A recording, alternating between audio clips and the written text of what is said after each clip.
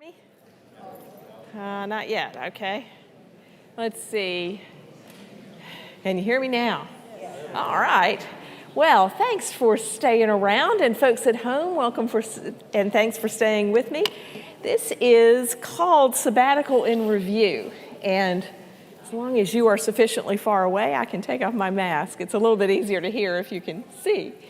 So, I want to thank you for your interest in my sabbatical journey. I have, and this is just fair warning, I have about an hour class for you today, and we'll take your questions at the end. And so I have no problem if you want to get up and walk around, if you get tired, you want to go home, if you want to use the restroom, whatever, it is perfectly fine, okay? I know you've been sitting, and please feel free to move at will. Also, just real briefly, a word about sabbaticals. Those of you who are from the academic field know that these are a regular part of teaching, but they also are regular faith practice for pastors. Woods has a sabbatical policy that allows for our pastors to take a 3-month period of study and prayer and discovery every 7 years. And so I was actually due for a sabbatical some time ago. But we were behind in doing those, and so Pastor Nancy has been here longer than I, so she had not yet been on sabbatical. So in 2018, Pastor Nancy was able to take a wonderful sabbatical. She studied and taught in Hungary, and you probably noticed that she still goes around speaking Hungarian. It was a great experience for her. And then, so when my sabbatical was due in 2019, we were fortunate enough to have Pastor Jacob join us that summer. So it was not a good time for me to be leaving town. So I scheduled my sabbatical for the summer of 2020. A fateful decision, yes. Time flies, doesn't it? Well, so everybody is required to have a sabbatical committee. And I am so grateful for my sabbatical committee. Let me just name those folks, and please forgive me if I leave anybody out. Steve Yake, Steve Haynes is right back here, Sue Hamill, Penny Moore, Ellen Oakes, Don Hillier, Jeff Hannis, Laurel Raymond, and Gail Page served as my sabbatical committee. And we decided together on the topic of cathedral congregations.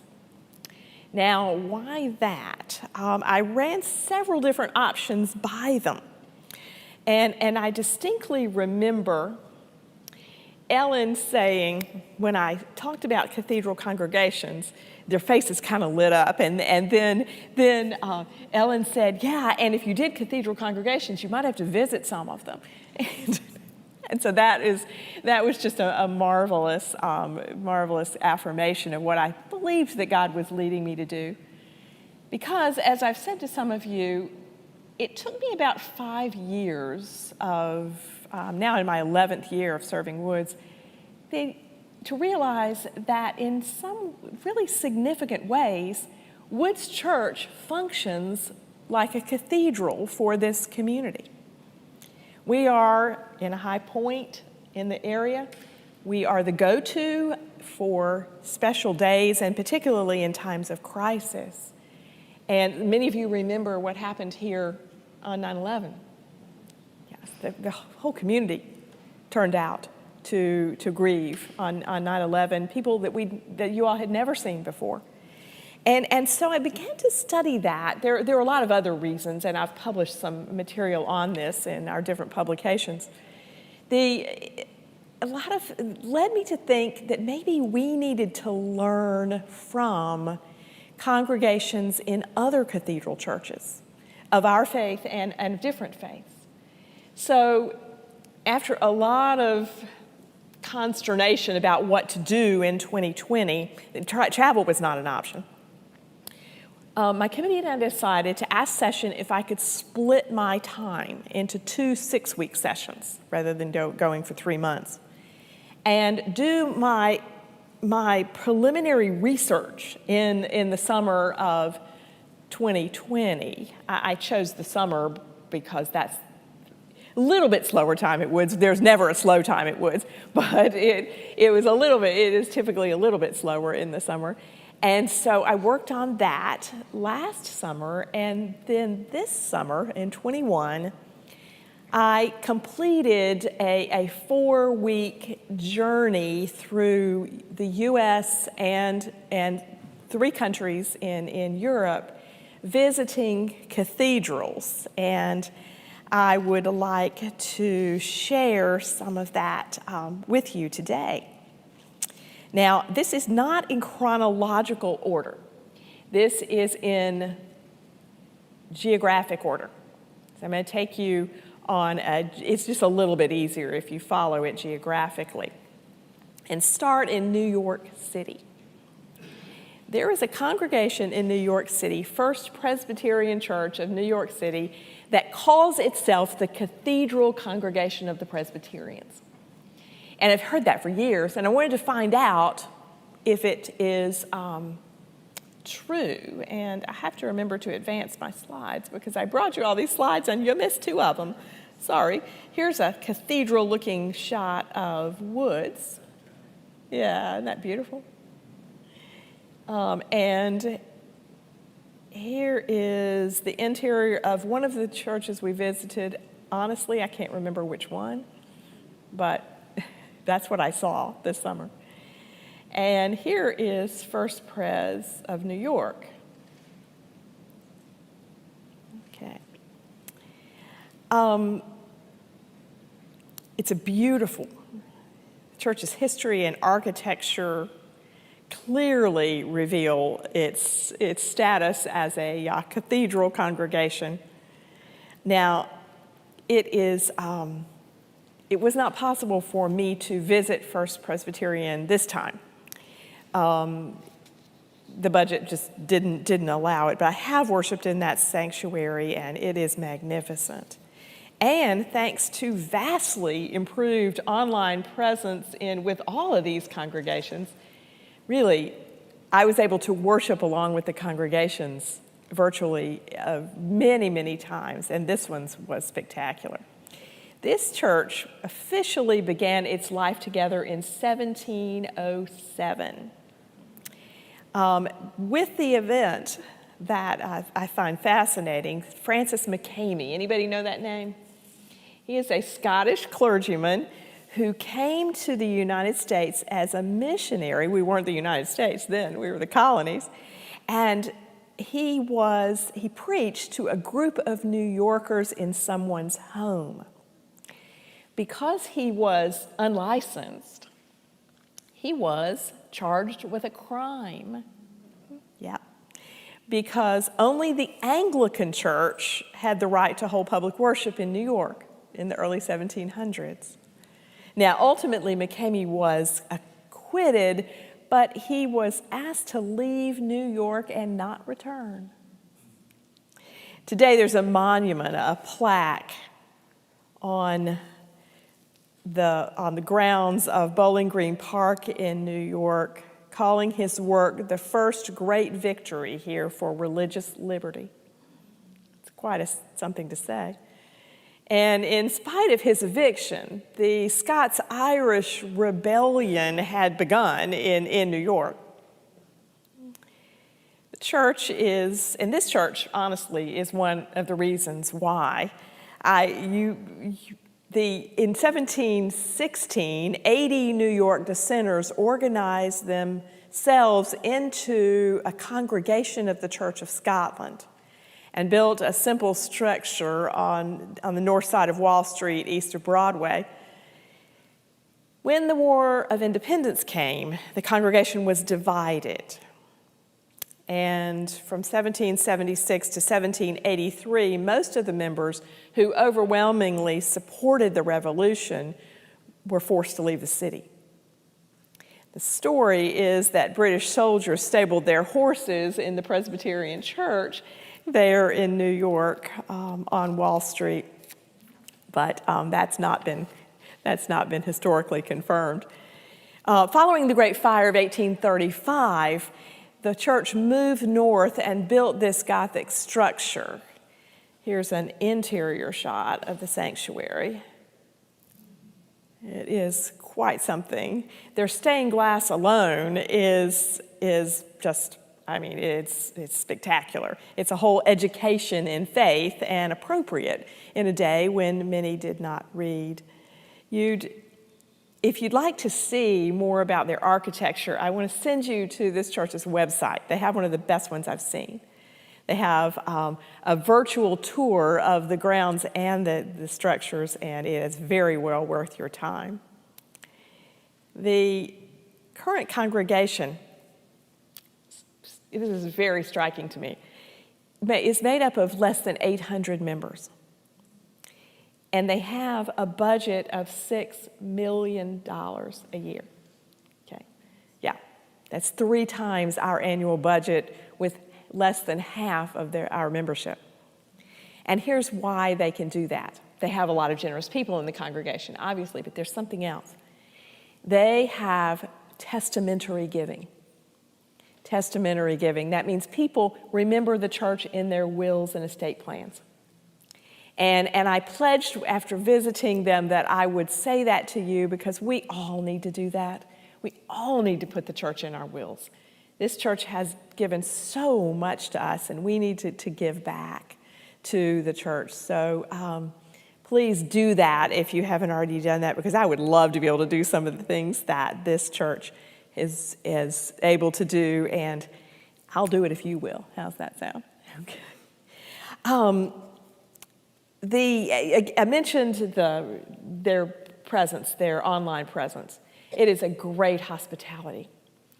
And to be able to offer hospitality to strangers that way, when you can introduce yourself to the congregation before you visit and see what they're like and feel comfortable, it's a fulfillment of Scripture. The Bible says that we are not to neglect to welcome the stranger, for in so doing we have sometimes entertained angels unaware. I wonder how many times we've done that. And this congregation takes that very seriously. They also take music very seriously. They have a beautiful organ.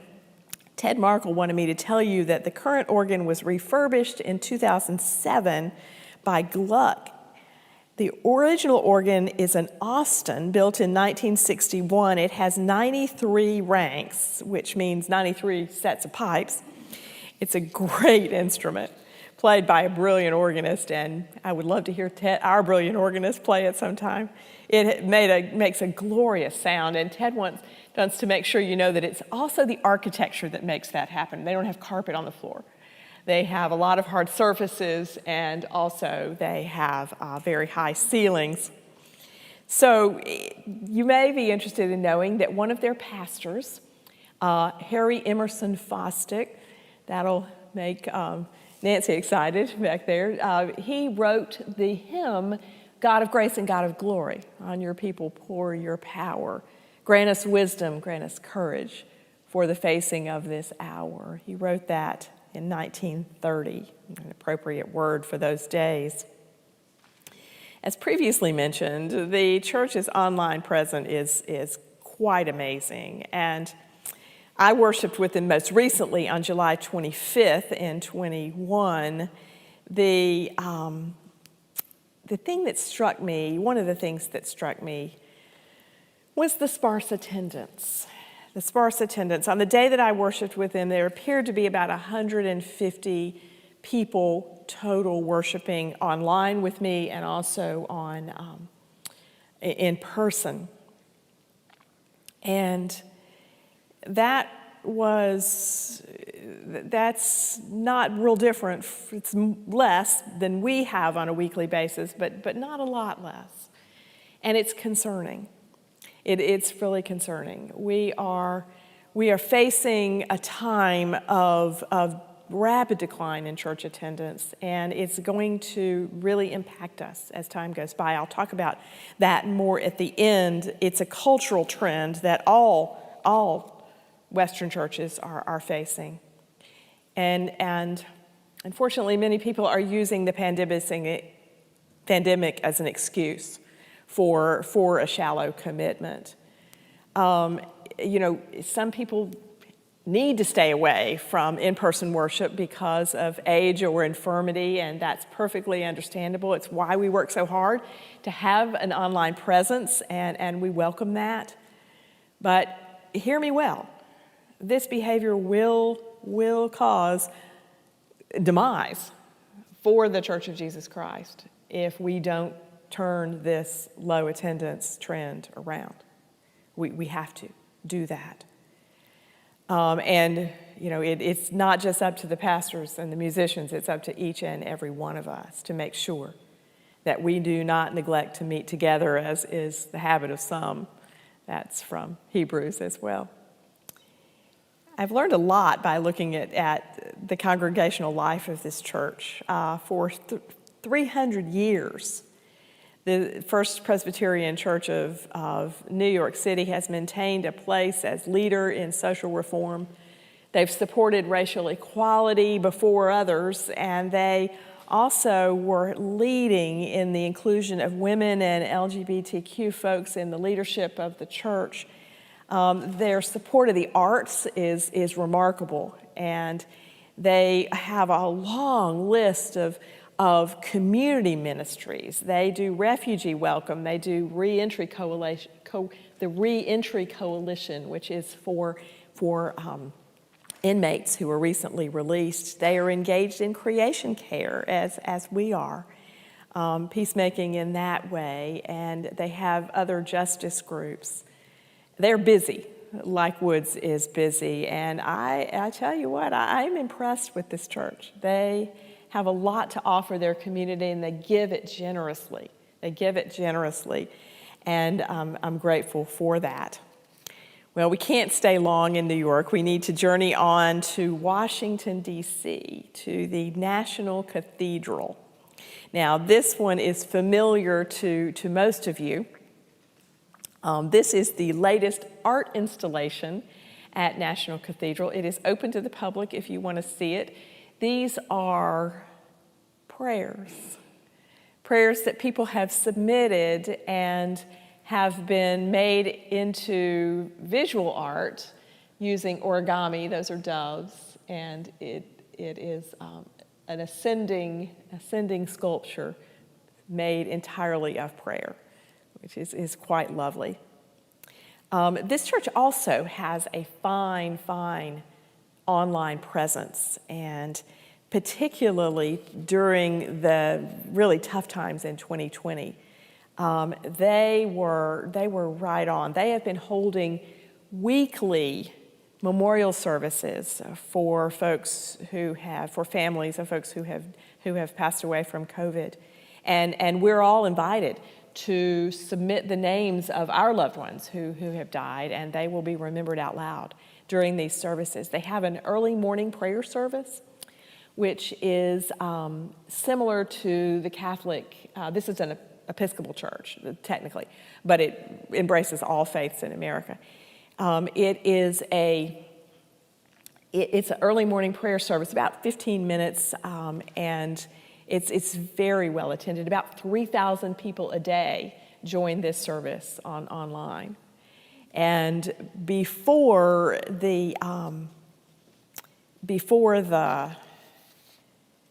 last election, they had a prayer service. Again, it was virtual.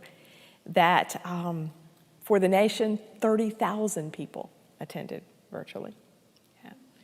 They've really embraced this as a way of reaching out to the nation. It's commendable. They have been slow to reopen to in-person worship, and this has created a bit of controversy, or a lot. This happened also after the earthquake of 2011. The cathedral was damaged in 2011 and had to be closed for a period of time, and there was a lot of discussion about how to be faithful to the nation's spiritual needs while still keeping everybody safe. Sound familiar? Yeah. And so they've been up against quite a bit with that question about how to reopen. They are open now for in-person worship, and of course you can worship online as well. I really enjoyed an education piece on the cathedral's architectural elements, an architectural tour that is given by the grotesques and the gargoyles. You know what those are? They're little sculptures that are part of some cathedral, particularly Gothic cathedral architecture. And yes, there is one of Darth Vader in National Cathedral. It's very small and in a corner, but if you go on the website, you can see it. All right, let's leave D.C. then and go to Atlanta. When I wrote these notes, I had 1.9 granddaughters in Atlanta. Now I have 2.0 granddaughters in Atlanta. And how could I not visit the cathedrals of that city? So the first one is the Temple. This is, the official name for them is the Hebrew Benevolent Congregation. It is nicknamed the Temple, and that's what everybody calls it. In 1850, just before the war between the states, the Jews of Atlanta numbered exactly 26. But I've learned in getting to know this congregation that you don't need many more than that to change the world. Following the Civil War, they needed a place to bury the Jewish dead and to help with the Jewish poor of the city. So they organized in Atlanta. It's in Midtown. It's in Midtown, very near where I grew up on Peachtree Street. It is one of those vibrant Reformed Jewish congregations that dot America. And they are clearly a cathedral congregation in every way. I remember this congregation from my childhood. I remember hearing stories from my many Jewish neighbors about the Rabbi David Marks, who served that congregation for 51 years, and Jacob Rothschild, who was his successor, who was a great friend of Dr. King's in the 1960s. Rabbi Rothschild's willingness to speak out against social injustice was quite controversial, as you can imagine. And in 1958, they experienced domestic terrorism. There was a bombing at the temple. No one was hurt or killed, but there was severe damage to the building. In subsequent decades, the temple flourished, though. In fact, you could make a case to say they flourished even more after this event. They created the Rothschild Social Justice Institute. And from that time, and perhaps for always, their ministry has been education and service to the community. It's a beautiful space. I have attended not a few bar mitzvahs and bat mitzvahs in that space, and a very family-oriented congregation. It was absolutely stunning to me to learn that they have celebrated over 100 bar mitzvahs and bat mitzvahs in the past calendar year. Yeah, that means 100 young people, each of whom led his or her own worship service, reading from the Torah, leading the congregation in worship. I can't even wrap my mind around the amount of effort that must have required from their congregation, but thanks be to God for it. Sophia was the bat mitzvah girl on the day that I worshiped with them. She read and chanted from these enormous Torah scrolls, and she was diminutive. And so it was wonderful. Her parents were on either side of her as she led. The temple is really special in that regard. They're also blessed with an outstanding tech team. They tell me they are almost all volunteers. And I am not surprised because our team is almost all volunteers as well. And I'm very grateful today and every day for the staff and the volunteers who run our tech. This is a very, if you will forgive the term, liberal congregation. And I would probably be able to say that too about First Presbyterian of New York. And both of them are vibrant and thriving. It helps me to see that you don't have to be one of these very individualistic congregations where it's just me and Jesus, you know that what I'm talking about, that it can be a congregation whose emphasis is on the we of faith, and also, rather than the me of faith, and also that it's very, very engaged in helping its community, as Woods is, and still be a vibrant, growing congregation, interested in justice and inclusion. And all the congregations I visited were not like that at all. But I just want to give a attaboy to these churches. They really did. They work hard at this, and their faith reminds me a lot of Woods. Also in Atlanta, I remember driving past this congregation many times. Yeah, what about that? That is the BPS, I'm going to mispronounce this for sure, Sri Swaminarayan Mandir. Let's just call it the Mandir. I know that I'm saying that right. It's located in the northeast Atlanta suburb of Lilburn, and I've always wondered about it. It's hard to see the scale of this thing, but because I don't think there are any people in this shot. The day we visited, there was almost nobody there. And yeah, but it is enormous. It's located on a 30-acre site, and the buildings are plethora. This is not the only one. There's a school.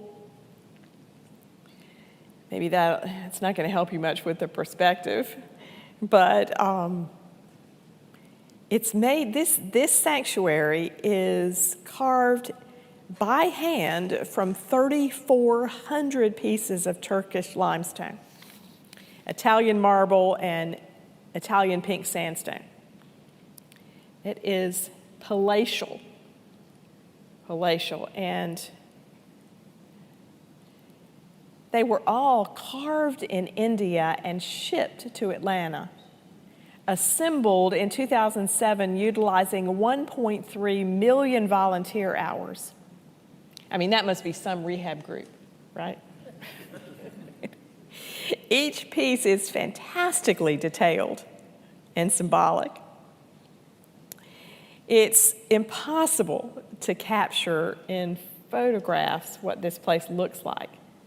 This is an interior shot that I did not take because there's no photography allowed inside. You see on the right-hand side of your screen one of the Hindu gods there. BAPS is a denomination of Hindu, and it serves this mandir serves the entire metro area. It is the largest mandir outside of India in the world. Yeah.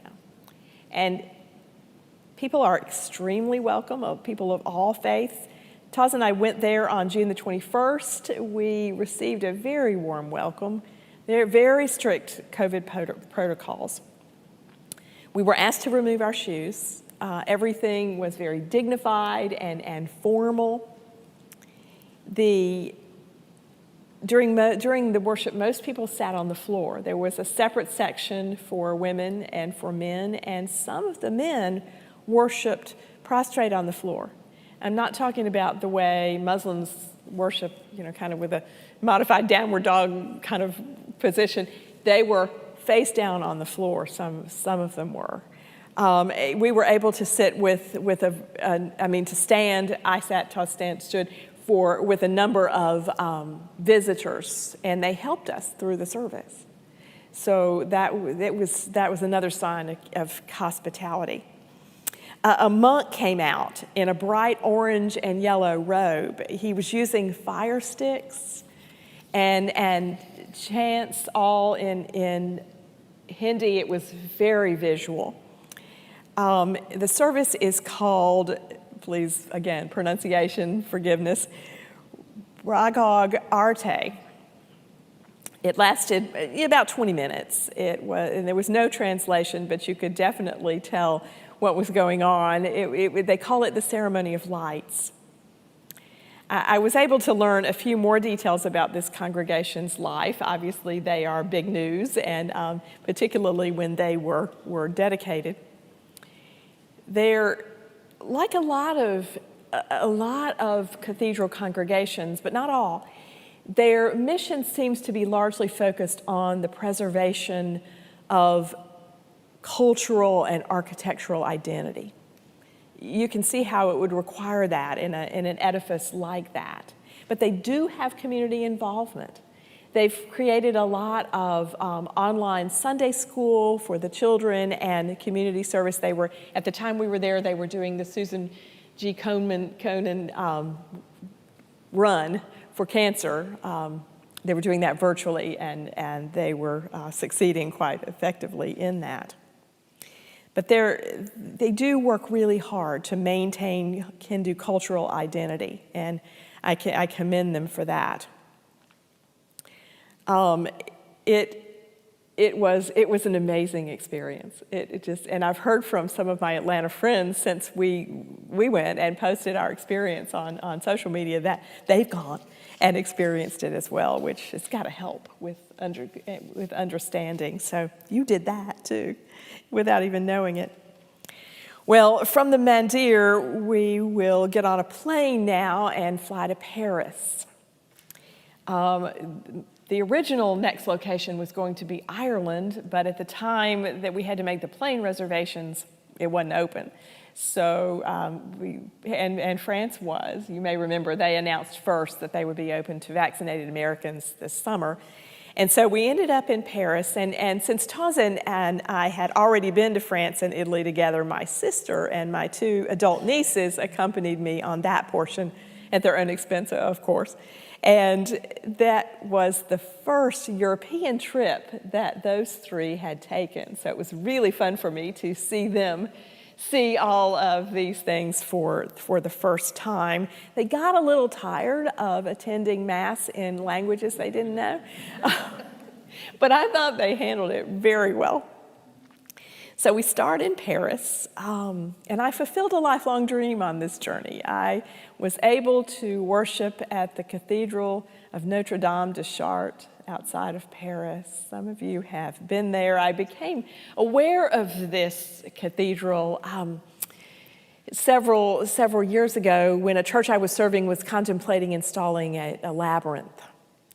And this church has 2 labyrinths, one inside the nave of the church and the other on the grounds. And our labyrinth is just as gorgeous as theirs. So just as that one, neither one, unfortunately, were open. So we encountered that experience more than once, where we were not able to enter something because of restrictions. We knew that would happen. My sister Tricia and I went together to Chartres. We got there early on a Sunday morning, and you can see it was a very, very quiet. And of the 5, at least 5 previous congregations have occupied this space. Chartres Cathedral is designated a World Heritage Site by UNESCO. It's also called the high point of French Gothic architecture. And you will see why. Go look at this. How about that? Yeah.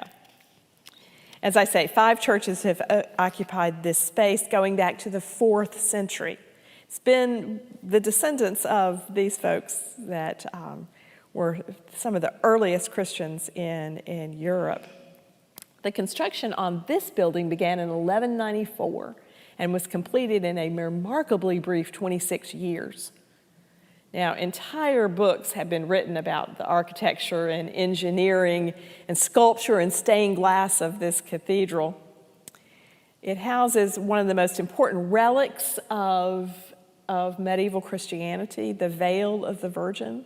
It's thought to be the garment that Mary wore when she gave birth to the Christ child. And fire and war have threatened it many times. There was a serious fire in 1020. Bishop Fulbert appealed to the rulers of Europe and received a generous donation from Knut the Great, the king of Norway, Denmark, and England, and was able to rebuild to have another fire destroy much of the edifice in 1194. It happened that a legate from the Pope was present at the time of the fire. He took the news back to the Pope, and reconstruction began. They got funding, in other words, to reconstruct almost immediately. During the French Revolution, a mob attacked the cathedral, but the local townspeople stopped them, and this cathedral was saved. And most recently, in what I find to be a very touching story, the French credit this gentleman, Welburn Barton Griffith Jr., for saving the cathedral during the Nazi occupation during the Second World War. Colonel Griffith got an order to destroy the cathedral because his command believed that the Germans were using it as a headquarters. Colonel Griffith and his driver went behind enemy lines and searched the cathedral, climbed to the top of the bell tower, finding no Germans. He was able to have his superiors rescind the order to destroy it. Sadly, he was killed in Lave in a battle that same day. He was buried there and received the Distinguished Service Cross posthumously. I could spend years studying all of the aspects of the interior of this cathedral. It is indescribably beautiful. But my job was to study their congregational life. And that was a bit of a challenge with everything in French. You can translate the website pretty easily, but websites are not designed to describe the congregational life of the church. So I learned that Mass is celebrated twice every day. One of those Masses is animated by the Chemin Neuf community. Mean anything to anybody? It's a Pentecostal movement within the Catholic Church, and that's really all I know about it. But there is that interest, that Pentecostal interest there in the church. There is a once-a-month rosary said before the veil of Mary. We were not able to see it because the treasury was closed for COVID. But it has some magnificent stained glass as well. Gregorian Mass and High Mass are held on Sundays, and we attempted the High Mass. It was a large congregation and very international in what appears to be a pretty small town, so that was impressive. After worship, we listened to the great organ, and it was just fantastic. They were getting ready to have children's prayer school, which is very much like our VBS. And on August 15th, they have a special day to honor Mary. This is called Notre Dame. And the whole community takes part. And they march through the city, and they end with a Vesper service at the cathedral. There was absolutely no effort made by the church to make us feel welcome. I mean, there is a stereotypical French aloofness, but this was way beyond that. I mean, it was hard to worship in that church. And it is odd because Chartres and other historic congregations survive partially on the donations of visitors. But, that is what it is, and it helped me learn a lot about how to be a cathedral church. So let's move on, though, because the time's getting by, and we visited several other cathedrals in France and worshiped there, but we're going to take, for now, the train to Milan, to the Duomo. Some of you have been to the Duomo. It is something. Its real name is the Metropolitan Cathedral Basilica of the Nativity of St. Mary. And it took 6 centuries to construct, very much not like Chartres. It began in 1386, although, again, there are remnants of a congregation there that go back to the 4th century. So this is a very, very old congregation. And this present-day cathedral was established by Emperor Constans, the son of Constantine the Great. Here's the steeple. And in contrast, this congregation is all about hospitality. They have a video on their website with a little character that shows you around and the priest giving a welcome in Italian and in English in a video. We really need to do that here. Cartoon character, that is. And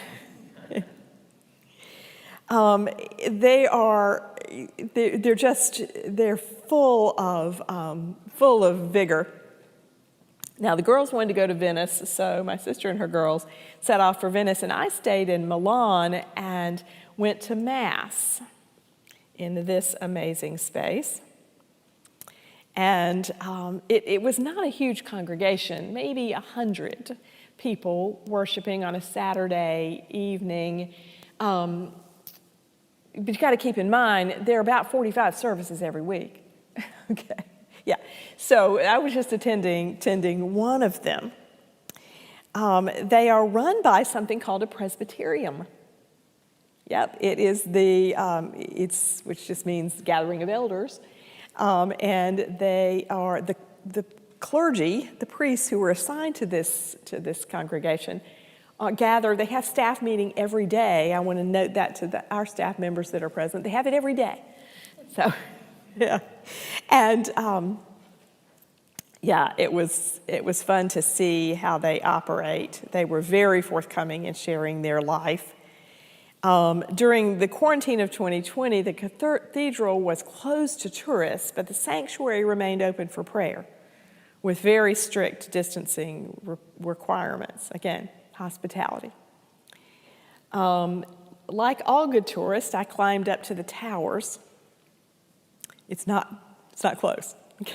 You need to be prepared if you're going to do that, but it was worth it. A stunning group, absolutely a stunning view of the city. Now, if you've been to Milan, you know that it is just strikingly and unashamedly commercial. That's the gallery on the right, Galleria rather. It's one of the largest malls in the world. To get into Mass at the cathedral, you've got to dodge delivery trucks and all kinds of commercial vehicles. Cars are not allowed in the square, but delivery trucks are. And this cathedral sits right at the epicenter. It feels a bit like Times Square. The whole city, including the cathedral, are just, they think like salespeople. And I have to tell you, it was a bit disconcerting for me, but it made me feel at home. I knew what to expect. And I ended my journey, my European odyssey. Now, at this point, my sister and the girls flew home from Milan, and I went to Geneva by myself.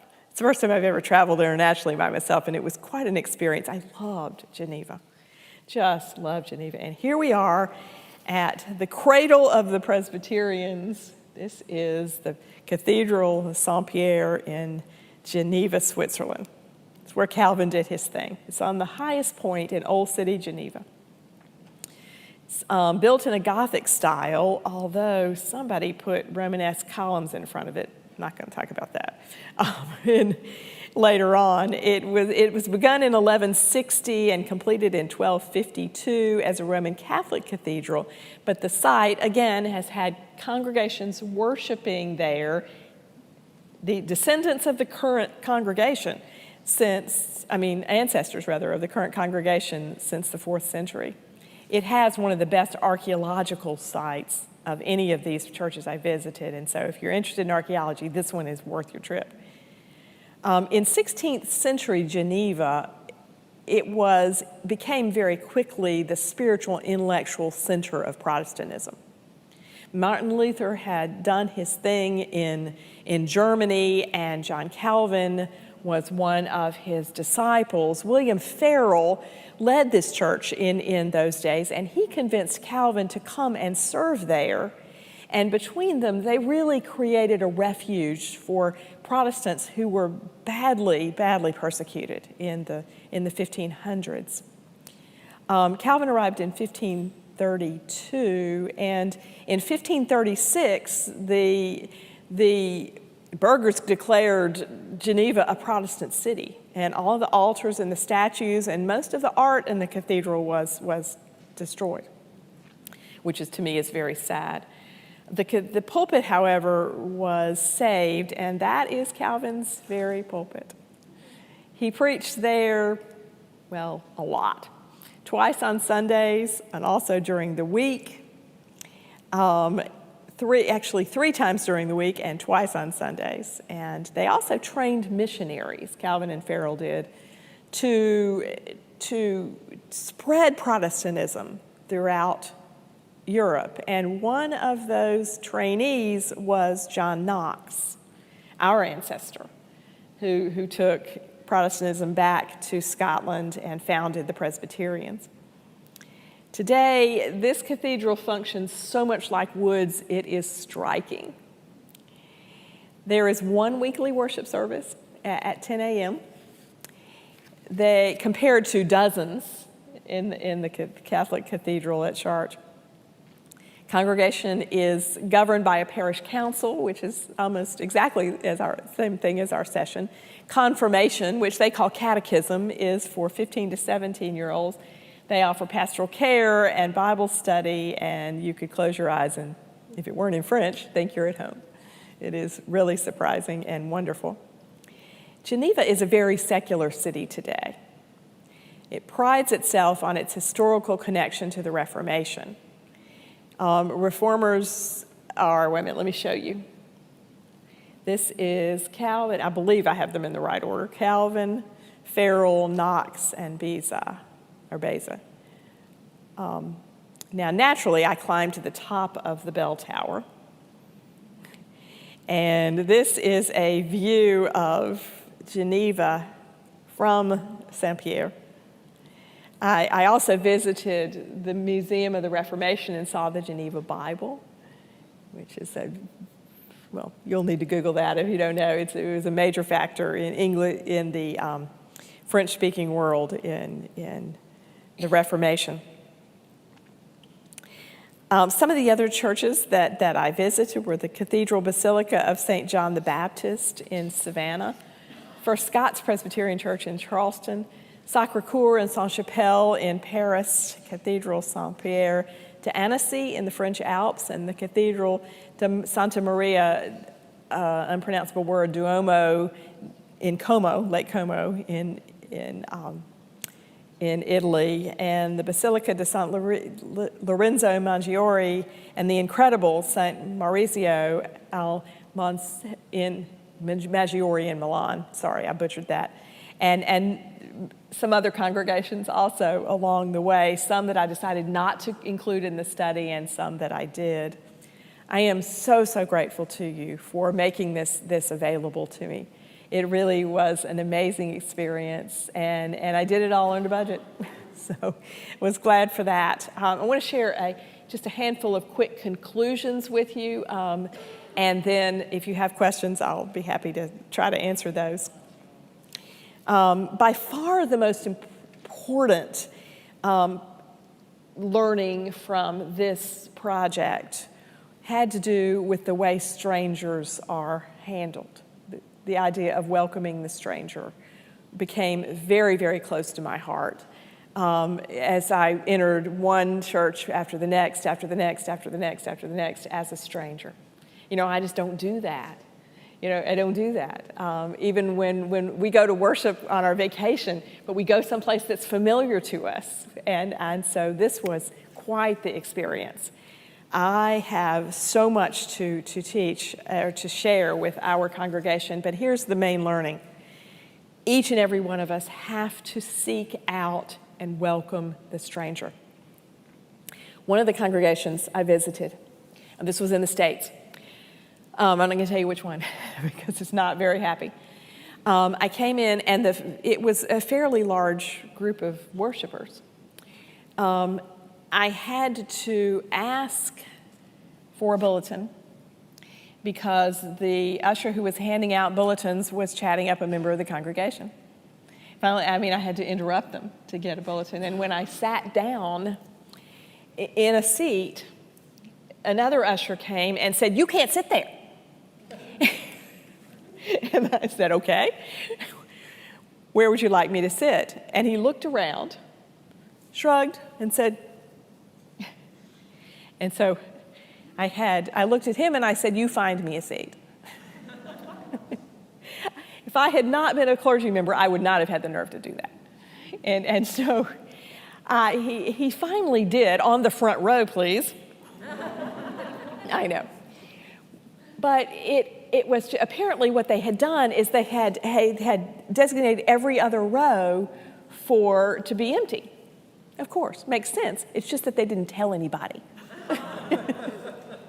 They all knew, but they didn't tell guests. And so this is super important for us. Everybody needs to be. I think I'm going to buy a stack of Starbucks cards and give them out to the first person I notice welcoming the stranger each Sunday. Because, there should be rewards. And because it's urgent. And how much difference bulletins make. I was able to follow the worship service in all the Italian churches because Italian is just not that hard to read. And they would print almost the whole service so that everyone could follow along. So, I did my research on these congregations in advance. And another just overwhelming learning is how important online presence is. You all have invested a lot in our online presence, and some of you at home have done that as well. And I'm very, very grateful for that. Don't stop. This is the future. And it's not just for people who can't come to the service. It's also for people who are planning to come to the service, to be ready and to feel open and able to hear what the Spirit is saying. The third thing I noticed is that the Jews have it all over us when it comes to orienting young adults to the faith and getting them ready to be full members of the congregation. They do it with aplomb. In the United States, we tend to consider confirmation like an extracurricular event, like ballet or baseball. Well, the thing is, most young people don't continue or don't become ballerinas or baseball players as adults. And our young people think of their church experience in that way, as an after-school activity. And so they stop practicing it when it's no longer an activity of theirs. And we've got to get over that. At the temple, the whole congregation was involved. Each young person had a tutor who sat with her or him each week to learn Hebrew. The whole extended family is involved in the preparation for a bat or bar mitzvah. They presented gifts in the worship service, which were really very meaningful and symbolic. And each one who chooses to do so gets a trip to Israel funded by the congregation. We could do that. It would take a little fundraising, but we could do it.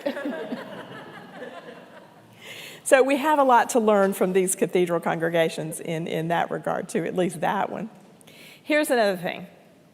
A storied past does not do anything to guarantee you an exciting future.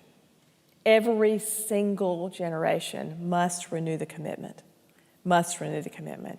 And we are currently in significant danger of that, because it's been, in our case, very hard for families to worship through the summer because we don't have childcare or Sunday school. We're starting that up next week, and if you can, please volunteer, because it's very, very important.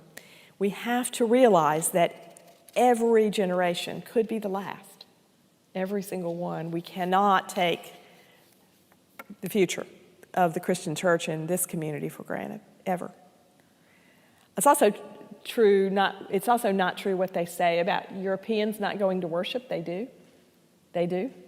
They just provide so many worship options every week that the sanctuaries look empty. Well, for example, when I was at the Duomo in Milan, there were about 100 people. The place seats 40,000. So, 30,000, I think. So it looks that way, but they do worship, and they do it in spirit and in truth. Well, I wrote down lots and lots for you, but I need to stop, and I want to thank you for your attention. Do you have any questions? Hi, Renee. Yeah, hi, Susan. That sounds like a fantastic trip. It really was amazing. All wish we could have been with you. I know. You worship in many cathedrals with interfaith connectedness, and could you share maybe some theological connections or common ground that you saw between these different faith traditions? Yeah, that's a great question. Of course, the National Cathedral is, while it's an Episcopal church, is interfaith, and all faiths are welcome to worship there. But in the other situations, I went to Hindu and to Jewish and to Catholic and to Protestant.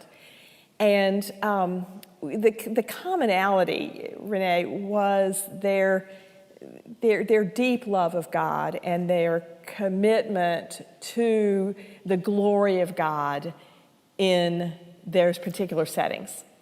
It was, all of them have a commitment to the community. Some have the commitment to the community as a hallmark. Some do more hands-on work in the community than others. But all of these congregations, it doesn't really matter what faith they are, what denomination they are.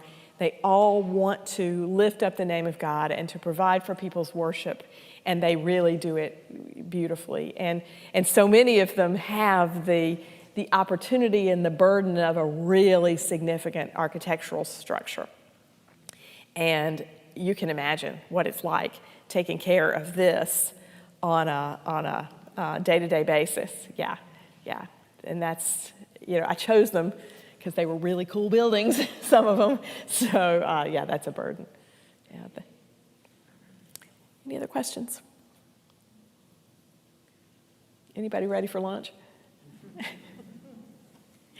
All right, well, I prepared a shorter document. This one is 30 pages. I prepared a shorter document for session, which I'll also post on our website if you would like to read any more about my journey. And we'll have some learnings to share with the ministries, but feel free to seek out anything. I don't think I will easily forget what I learned in this experience. And I hope it can be useful for you and for your ministries. And thanks for being here. Oh.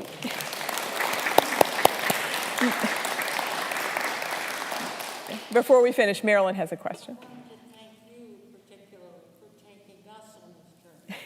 There's just many of the places that I would like to have seen and heard about. And I want to thank you for that opportunity. Well, I appreciate all of you, and thank you for saying so. All right, everybody stay safe. Have a happy Labor Day. Be careful. Come Sunday.